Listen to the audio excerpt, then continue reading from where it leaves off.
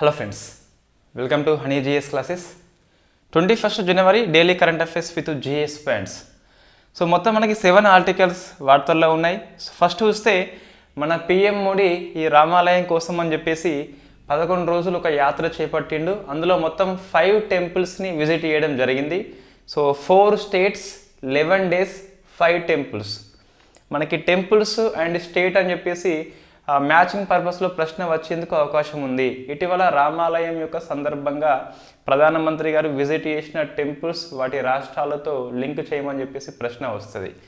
So మనం already 2 temples discuss చేసినాము, ఈ రోజుతో మనకి అయిపోయింది. సో ఫస్ట్ చూస్తే ఇన్ఫ్యాక్ట్ ఎటు వేండు మనకు Maharashtra first వేండు.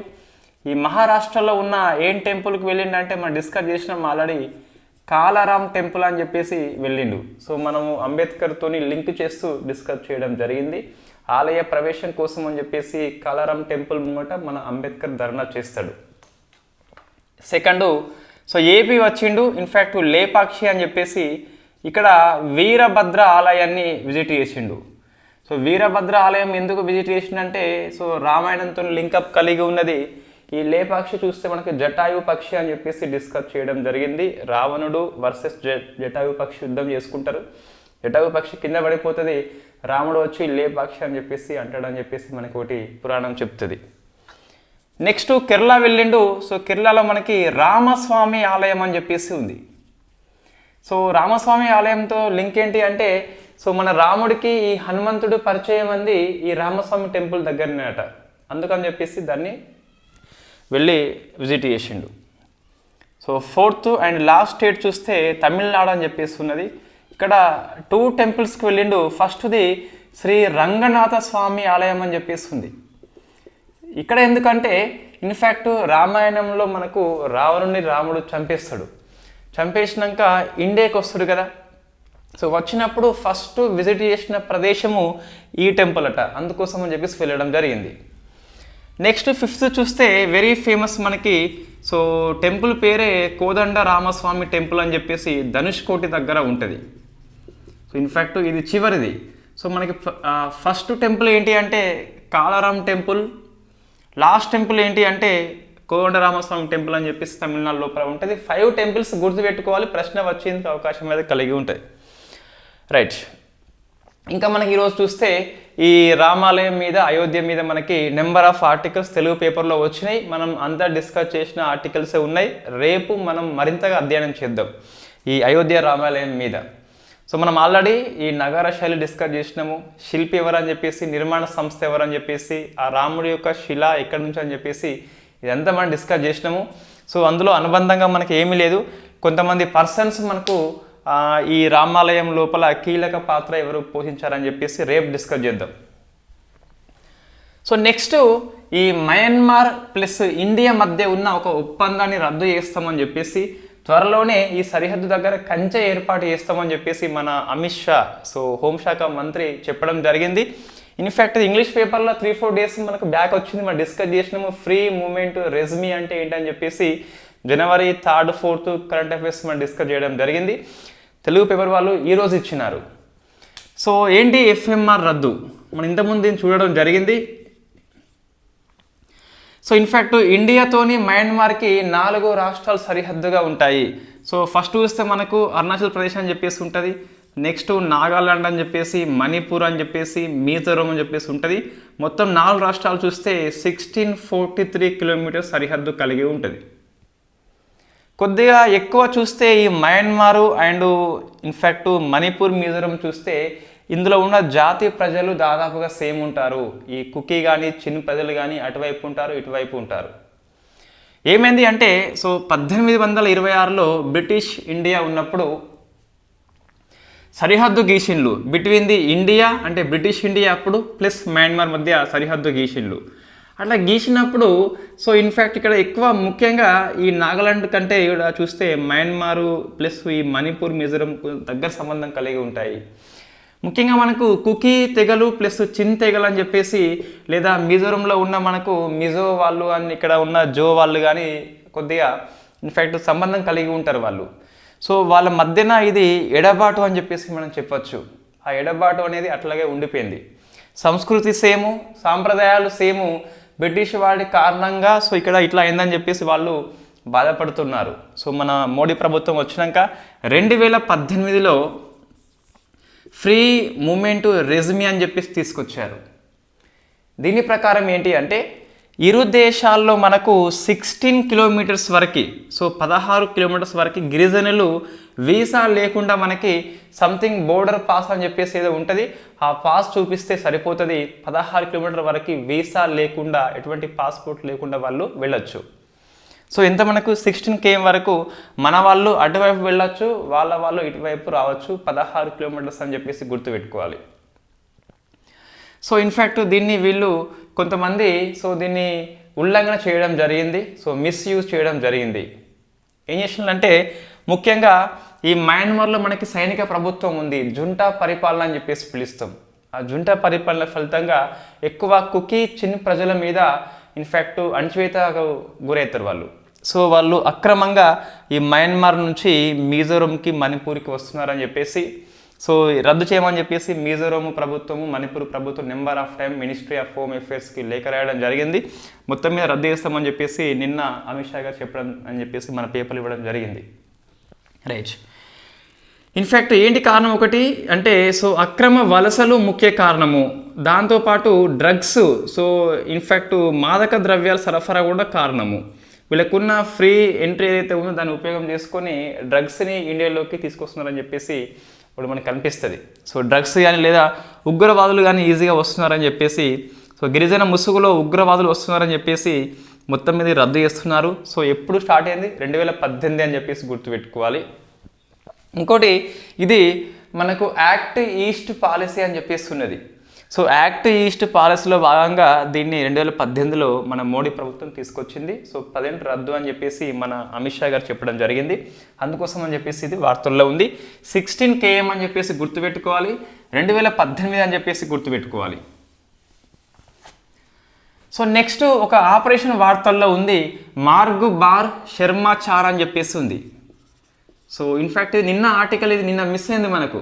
So Marg bar శర్మాచార్ అని చెప్పేసి తిరుగుబాటుదారులకి మరణం అని చెప్పేసి అర్థం వస్తుంది. మన పాకిస్తాన్ వర్సెస్ ఇరాన్ అని చెప్పేసి మనకి వార్తల్లో ఉంది. ఫస్ట్ ఏమైంది మనకు, ఇన్ఫ్యాక్ట్ ఈ పాకిస్తాన్లోకి ఇరాన్ వాళ్ళు సో బాంబు దాడి చేసిండ్రు.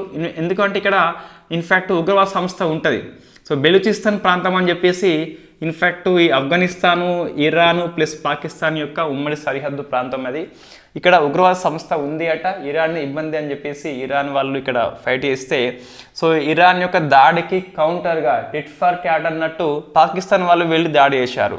ఆ ఆపరేషన్ పేరు మనకు మార్గ్ బార్ శర్మాచార్ అని చెప్పేసి వార్తల్లో ఉంది. పాకిస్తాన్ యొక్క ఆపరేషన్ ఇరాన్ మీద టిట్ ఫర్ క్యాట్ అని చెప్పేసి పిలుస్తాం. సో దీని అర్థం ఏంటంటే ఇన్ఫ్యాక్ట్ ఇది ఉర్దూ వర్డ్ లెక్క మనకు అనిపిస్తుంది, తిరుగుబాటుదారులకు మరణం అని చెప్పేసి అర్థం వస్తుంది. నెక్స్ట్ ఈ గవర్నమెంట్ పాలసీలో భాగంగా వస్తుంది కోచింగ్ సెంటర్ల యొక్క నియంత్రణ కోసం అని చెప్పేసి మినిస్ట్రీ ఆఫ్ ఎడ్యుకేషన్ వాళ్ళు కొన్ని గైడ్లైన్స్ ఇష్యూ చేయడం జరిగింది. అవి చూస్తే 16 ఏళ్ల కంటే తక్కువ వయసు ఉంటే కోచింగ్ సెంటర్స్ తీసుకోవద్దు, మినిమం సెకండరీ ఎగ్జామ్స్ అయినాక మాత్రమే తీసుకోవాలని చెప్పేసి ఒక రూల్ ఉన్నది. సెకండ్ది ఈ తప్పుడు క్లెయిమ్ చేసుకోవద్దు, ర్యాంక్ రాకున్నా ర్యాంక్ వస్తా అని చెప్పేసి నమ్మియద్దు అని చెప్పేసి మన యూట్యూబ్లో తమ్ముళ్ళు చూస్తూ ఉంటాం. సో ఈ వీడియో చూడండి, 1 మార్క్ తప్పనిసరి అని చెప్పేసి. రైట్. నెక్స్ట్ ఇంకా ఏముందంటే అక్కడ సో మనం సెంటర్లో జాయిన్ అయినప్పుడు రీఫండ్ అనేది 10 days వరకు అయితే కంపల్సరీ ఇన్స్టిట్యూషన్ అయితే ఇవ్వాలి. 10 days అయిపోయింది, సో నాకు నచ్చలేదు అనుకుంటే నేను వెళ్ళొచ్చు, వాళ్ళు డబ్బులు తిరిగి వాపస్ ఇవ్వాలని చెప్పేసి చెప్పడం జరిగింది. సో ఇది మంచి నిర్ణయం ఇది. సో ఇంప్లిమెంటేషన్ మనం పెద్ద క్వశ్చన్ మార్క్, కానీ నిర్ణయం అయితే మంచిది. తర్వాత very famous 19th non aligned moment అని చెప్పేసి జరిగింది. సో మనం డిస్కస్ చేసినాము. అయితే మనకి ఈరోజు చూస్తే మరింతగా పేపర్లు రావడం జరిగింది. So 19th non aligned moment,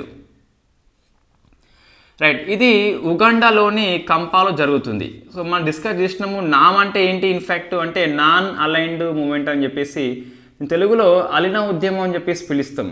in fact second world war అయిపోయాక సో 2 శక్తులు పుట్టుకొచ్చినాయి. అంతకుముందు బ్రిటన్ అనేది ఉండేది, సో దాని శక్తి తగ్గిపోయి ఇంకో కొత్త చేతులు రెండు పుట్టినాయి, అవి యుఎస్ఏ అని చెప్పేసి యుఎస్ఎస్ఆర్ అని చెప్పేసి పిలుస్తాం. ఆ రెండు కూటముల్లో చేరకుండా సొంత వైఖరి కలిగి ఉన్న ఇండిపెండెంట్ వైఖరి కలిగి ఉన్న దేశాలే నాన్ అలైన్డ్ అని చెప్పేసి ఎవరితోని కలవమని చెప్పేసి చెప్పుకోవడం జరిగింది.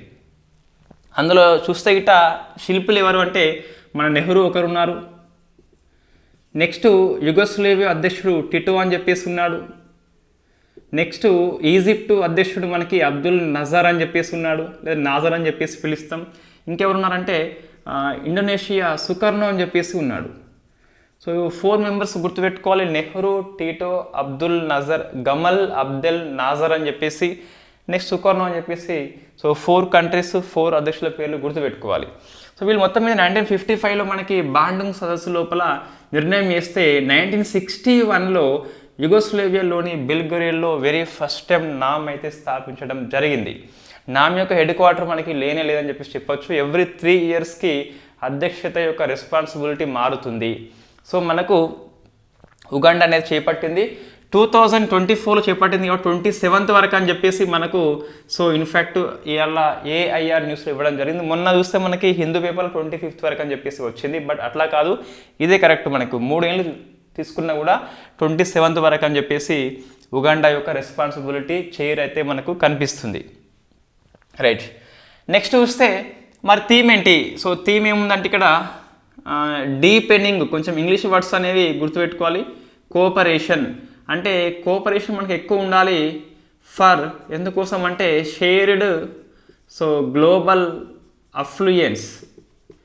సో అఫ్లూయెన్స్ మనకంటే ఇన్ఫ్యాక్ట్ ప్రాస్పరిటీ అని చెప్పేసి పిలుస్తాం, అంటే గ్లోబల్ సుసంపన్నత అని చెప్పేసి పిలుస్తాం. సో అఫ్లూయెన్స్ అన్న ఒకటే, ప్రాస్పరిటీ అన్న ఒకటే, సుసంపన్నత అని చెప్పేసి తెలుగులో అర్థం వస్తుంది. అంటే సో మన గ్లోబల్ సుసంపన్నతని షేర్ చేసుకోవాలి, దీనికోసం అని చెప్పేసి కోఆపరేషన్, భాగస్వామ్యం కలిగి ఉండాలని చెప్పేసి అర్థం వచ్చేలా థీమ్ తీసుకోవడం జరిగింది. Deepening cooperating for shared global affluence అని చెప్పేసి థీమ్ పిలుస్తాం. మన జయశంకర్ హాజరైండు. సో అక్కడ కొద్దిగా ప్రసంగం చూస్తే మనకి ఇండియా అనేది విశ్వగురుగా అవతరణ అని చెప్పేసి చెప్పుకోవడం జరిగింది. నెక్స్ట్ సుప్రీత అండ్ జెర్రీ బ్లైజ్ ఇద్దరు భార్యాభర్తలు వార్తల్లో ఉన్నారు. రిపబ్లిక్ డే యొక్క పరేడ్ లోపల ఇద్దరు భార్యాభర్తలు వెరీ ఫస్ట్ టైం వాళ్ళ యొక్క దళాలకి నాయకత్వం వహిస్తున్నారు. రిపబ్లిక్ డే వేడుకల లోపల ఇటువంటిది వెరీ ఫస్ట్ టైం కాబట్టి వీళ్ళ పర్సన్స్ ఇన్ న్యూస్ అని చెప్పేసి రాసుకోవాలి. ఎవరు వాళ్ళు? సుప్రీత అండ్ జెర్రీ బ్లైజ్ అని చెప్పేసి ఉన్నారు. Next Khelo India youth games మనం డిస్కస్ చేసినాము. అయితే కొత్త స్పోర్ట్స్ ఏంటి అని చూస్తే మనం నిన్న స్క్వాష్ అని చెప్పేసి, సిలంబి అని చెప్పేసి చదువుకున్నాం కదా. దీంతో పాటు బ్యాడ్మింటన్ వెరీ ఫస్ట్ టైం ఆడుతున్నారట ఈ ఖేలో ఇండియా యూత్ గేమ్స్ లోపల. అథ్లెటిక్స్ వెరీ ఫస్ట్ టైం వచ్చింది, ఆర్చరీ వెరీ ఫస్ట్ టైం వచ్చింది. సో ఆర్చరీ, అథ్లెటిక్స్, బ్యాడ్మింటన్, సిలంబి, తర్వాత చూస్తే ఇన్ఫ్యాక్ట్ మన స్క్వాష్ అని చెప్పేస్తుంది. సిలంబి అనేది ఓన్లీ ఒక డెమో పర్పస్గా ఫస్ట్ టైం ఆడుతున్నారు. ఇన్ఫ్యాక్ట్ తమిళనాడు యొక్క సాంప్రదాయ క్రీడ అది. ఇది ఈరోజు కరెంట్ అఫైర్స్. సో ఇందులో మనం ఏది పక్కా ఎగ్జామ్లో వస్తుంది అనుకుంటే, సో మోడీ టెంపుల్స్ గుర్తుపెట్టుకోవాలి, ఎఫ్ఎంఆర్ రద్దు గుర్తుపెట్టుకోవాలి, ఈ 19th నామ్ సమ్మిట్ గుర్తుపెట్టుకోవాలి, ఖేలో ఇండియా యూత్ గేమ్స్ యొక్క మస్కట్ అండ్ లోగో. మస్కట్ వస్తే మనకి వీరం మంగయ్య అని చెప్పేసి ఉంటుంది, రాణి వేలు నాచేరి యొక్క బిరుదు అది.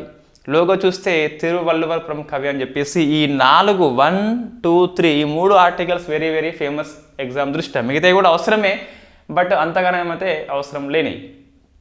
సో మనకి కరెంట్ అఫైర్స్ రివిజన్ సిరీస్లో ఎవరు ఇంకో క్లాస్ చేయాల్సి ఉండే, ఏది జాయింట్ మిలిటరీ ఎక్సర్సైజ్ అని చెప్పేసి, దాన్ని మనం రేపటికి పోస్ట్ పోన్ చేస్తున్నాం. Thank you very much.